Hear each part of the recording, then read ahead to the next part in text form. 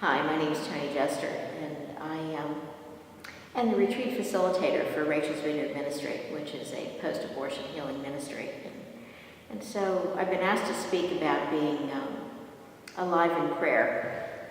And I think what's important for you to know is that I am a cradle Catholic, went to CCD and taught CCD as a teenager, and always had a religion, but I did not have a relationship. So as I went away to school and started working, I thought that I could handle things by myself, and gradually fell away from the church. And I was away for, I would say, 20 years. And in that time, I tried all the wrong things to do to fix myself and to maintain a relationship.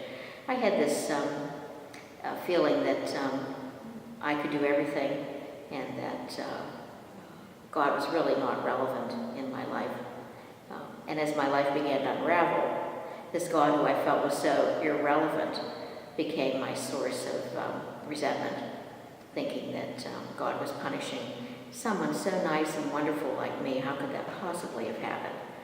And as the years went on, and all the things that I was doing were not working, and things continued to unravel, we finally came to the Desert Storm War, and it became apparent to me that I was not in the right relationship with anything.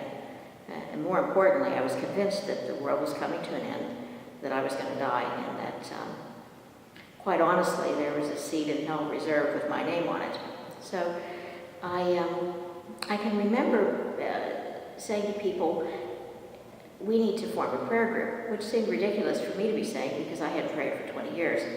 But I did start to pray on my own, and I started to pray the rosary every day, and found that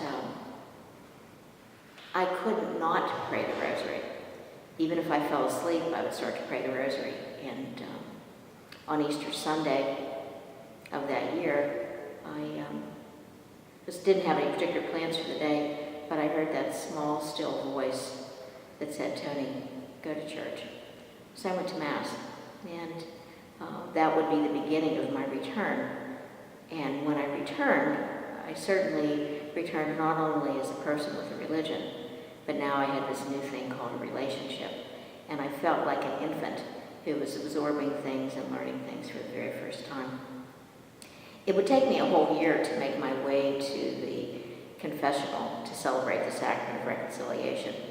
And when I walked in at a penance service during Lent, I literally fell into the arms of Jesus and rediscovered the enormity of his love, and became a very grateful, and I jokingly call myself a recovering heathen, because that's how I saw myself. But I'm grateful because there was a God there who believed in me when I didn't believe in myself, who loved me when I didn't love him, and who never abandoned me when I abandoned him. And so it's with a grateful heart that I share the story with you.